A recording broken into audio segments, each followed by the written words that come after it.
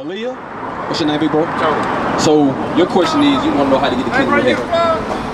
Okay, how do you think you get the kingdom of heaven? I asked that. By being obedient to what? To the commandments. So, if you know that you get the kingdom by being obedient to the commandments, my question to you is, why don't you keep it? I would say because I'm like fighting your flesh. Just once. In a fight, it takes two people to fight, right? So when you say you fighting your flesh, it has to be something that you're actively doing. You know what I'm saying? To win against the person that you're fighting against. You agree, right? Fight takes two people. You know what I'm saying? You're gonna train for the fight, and they're gonna fight. You know what I'm saying? You're gonna put forth some type of effort. Where's the effort on your part as far as you trying to obtain the kingdom of heaven? Because you know, you walked up and said you was a Jew. So I can't deal with you like I would deal with a person who doesn't know. I expect more coming from you. You see what I'm saying? So tell me why you dress like this if you're trying to obtain the kingdom of heaven. I don't necessarily have an essence. What's the thing with men in stripes? Luke 18. Go, don't go nowhere because I gotta go for real. Okay, before you go, I want you to hear this, because if you know you're a Jew and you're not doing what you're supposed to do, how is God gonna deal with you? 12:47. He gonna punish you. Luke what? 12:47. Read that. Luke 12:47. Listen, this is why you go, sis, because you know you're an Israelite. You gotta keep God's commandments. Read that. Luke chapter 12 verse 47. And that servant which knew his Lord's will and prepared not himself, neither did according to his will, shall be beaten with many stripes. So the Lord is saying the servant, the man or the woman that knew God's will but didn't do what he was supposed to do, is going to be beaten with many stripes, opposed to the person who don't know. You see what I'm saying? Our job as men, first and foremost, is to come out here and teach the solution to the problems that we face in our community. What's your name? Tony. So Tony, what are some of the issues that we face in the black community? Yeah, some of the problems that we have in the black community. Violence is always at number one, right? Drugs, what else? Lack of communication. Lack of communication. We got brothers pushing each other up, pushing each other away. I could go on and we can go on and on about the problems, right? So how do you think we should, how do you think we can fix some of the problems? Really, the first step is not keeping your mouth quiet, doing what you're doing, speaking to people. You know, you got a lot of folks go here, you got a lot of folks ain't gonna hear. Right. But then you got a lot of folks gonna believe it or not, later on tonight, somebody gonna talk about what they saw out here. Of course. And guess what, you know, it gonna trickle some folks gonna want to be a part of that. Some folks still gonna run. But, you know, to each his own. So, you said something. You said we gotta talk about what it is that's going on in the community. We got this thing in the community called, snitches get stitches. Yeah. To where when the violence going on in the community, you got people that know and won't say nothing. Right. That ain't how we got that logo. Yeah, the logo. No snitch. Snitches get stitches. You know what I'm saying? And they go off where they know a snitch. You're a snitch. But it ain't always in the case being a snitch. Right. You know, it's heavy. It is. It's heavy. So this is what the Lord commanded us to do as men. Read it. Isaiah chapter 58 and verse 1. Cry aloud, spare not, lift up thy voice like a trumpet, and show my people their transgression, and the house of Jacob their sins. So the Lord told the men to cry loud and don't spare nobody's feelings. We gotta, when somebody do something wrong, we gotta tell them that they're doing wrong. We gotta point out the wrong that go on in our community. But before we do that, we gotta fix ourselves. Because if I'm telling you to put the cigarette down and not to be sleeping with them women, you know what I'm saying, and I'm doing the same thing, I'm being a hypocrite. You know what I'm saying? So the issues that we have in our community, read that. Read that. Ezekiel chapter 3 verse 17. Son of man, I have made thee a watchman into the house of Israel. So the men, he said, son of man, he made us a watchman to this nation, to the house of Israel. The black and Hispanics people in the world today, it's our responsibility to be a watchman to them. First, we gotta wake up. The black man in America, right here in Birmingham, gotta wake up. And guess what? Believe it or not, it's not gonna be a lot of people. The Lord is only looking for a few people to wake up.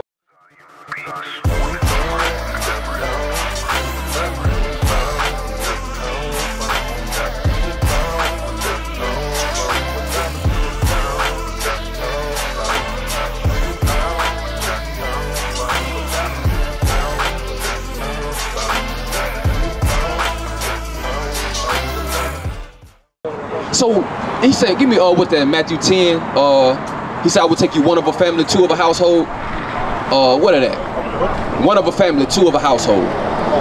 Believe it or not, the brother that you see right here, we all come from different parts of the world. I have met y'all be over there in. We be everywhere. Guess what? We everywhere the violence is at. We in Gate City. We was in Southtown. We in Kingston. We in what other some neighborhoods? Bessemer. We everywhere. Dartmouth over there. You know what I'm saying? Fairfield. Wherever the problems at in the community, that's where we going. Why do we go to where the problems at? Because that's where the people need help at. Do you see the pastors doing that today? The pastors ain't doing that. The people who claim to know God, not living up to the standard of what it means to be a godly man. You got a few now. You got a few, cause I know one or two that they go to the neighborhood. Go to the neighborhood, go to Walmart, go to the store, or tell us come on ride with him, and he'll say, hey, let's stop here. He'll just get out. Yeah, but I'm saying, it's a difference between stopping somewhere to shop. No shop. You talking about going teaching the people, going dealing with the people. Just dealing with the That's people. good. We need more people like that. We need more people like that. Read that, Jeremiah 3. Jeremiah chapter 3 and verse 14. Turn, O backsliding children, saith the Lord, for I am married unto you, and I will take you one of a city and two of a family. So the Lord said, he's going to take you one of a city and two of a family, right? Meaning that it's not going to be you probably got a lot of people in your family, but you may be the only one that turned back to God outside of your family. When you start teaching, when you start keeping the commandments of God, people gonna separate themselves from you. When you start doing the right thing, people gonna separate themselves from you. But when you out here sleeping with women, drinking, fornicating, murder, killing, you got all the friends in the world. But when you start doing the right thing, that's when they turn their back on you, right? So what we gotta do as men in the community, first our identity has to be restored to us. When I say identity, I mean our nationality. Today we call ourselves what? Like, what do we subscribe to as far as race is concerned? Black. What was it before that? Niggas, colors. And you go back far enough, we were slaves in America. Black people got bought over here on slave ships. And when we got bought over here, we populated the whole. We the reason why America what it is today. America was built off the backs of the blacks, Hispanics, and Native Americans. We were the ones in the cotton field, in the sugar cane field. America still living off slave money, off free labor that they haven't paid us back for that yet. Why would the Lord allow that to happen to us? Why did the Lord allow the black people in America to be slaves for free and we still suffer from it today? Why is the white man still prospering off the slavery that we had to go through today? Why? It's because of our disobedience.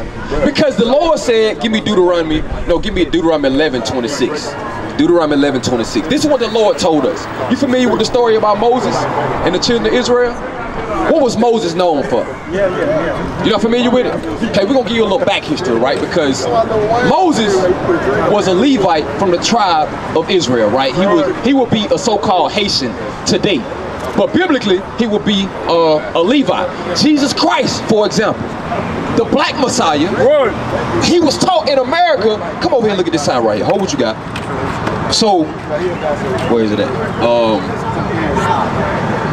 Okay, right here, right? These are images that were like, these images right here are in books. These books was out, these images come from a temple. I forgot what it's called. What are these images found in?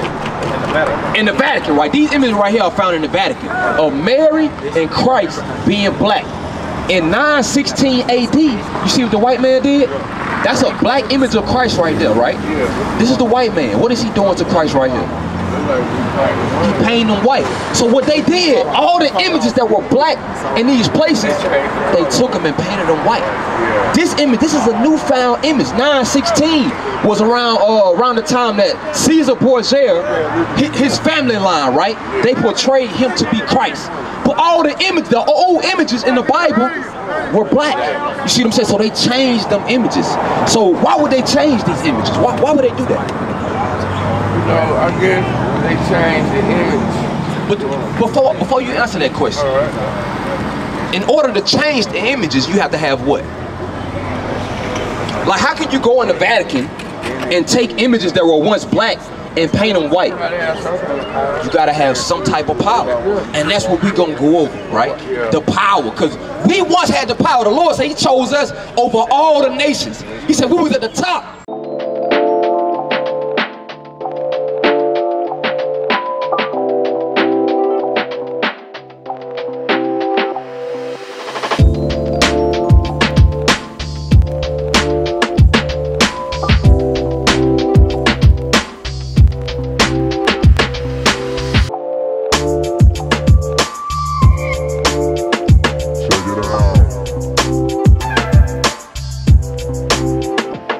Deuteronomy 11:26. You hold what you got. We're gonna read that. Deuteronomy 11:26.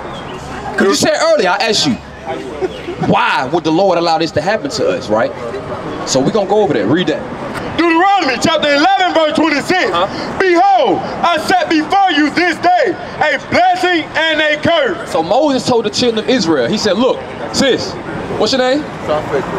Selena, you familiar with the Bible? A little bit? You know about the story of Moses? What was Moses known for?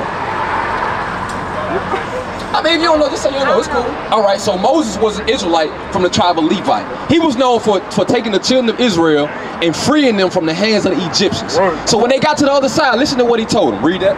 Behold, I set before you this day a blessing and a curse. So he told the children of Israel, he said, look, I set before you this day a blessing and a curse.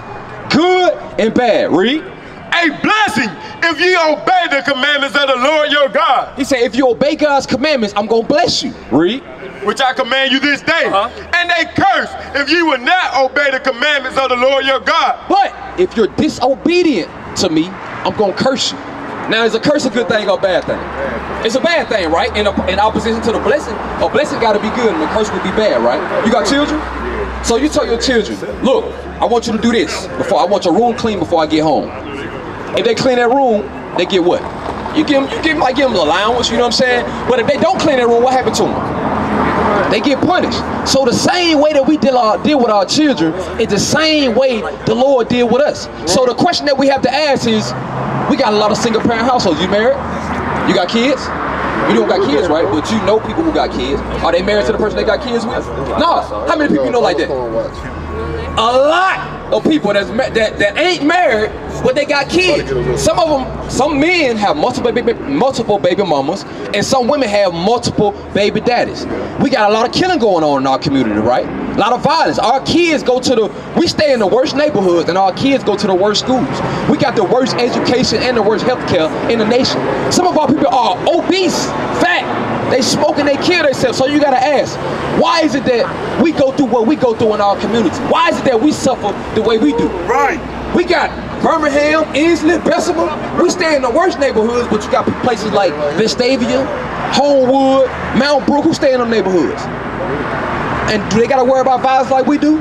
No, and then in order for us to move over there, it costs an arm and a leg. They got something called redlining. So where they don't even allow us to move to them sides of town. So why would the Lord allow that to happen to us? Why do we suffer like we do? Read it again. 11:26. The Lord, I'm gonna tell you why. Because the Lord said, look, if y'all listen to me, I'm gonna bless you. But if you disobey me, I'm gonna curse you. So with the conditions that we're in today, it's obvious that we're what? We are a cursed people. We are the children of Israel. We are the greatest people upon the face of the earth. But we suffer because we strayed away from God's commandments. So in order to fix this problem, what do we got to do? Oh, we're about to wrap it up. All right, look, y'all check that fly out, sis. We got a school, because the thing is this. It's only going to be a few people that want to change in the world, that really want change. If you want change, it's going to start with you. You see what I'm saying? And it's going to take for you to separate yourself from the people that you're around and gather yourself around like-minded people, all right? What is the nation?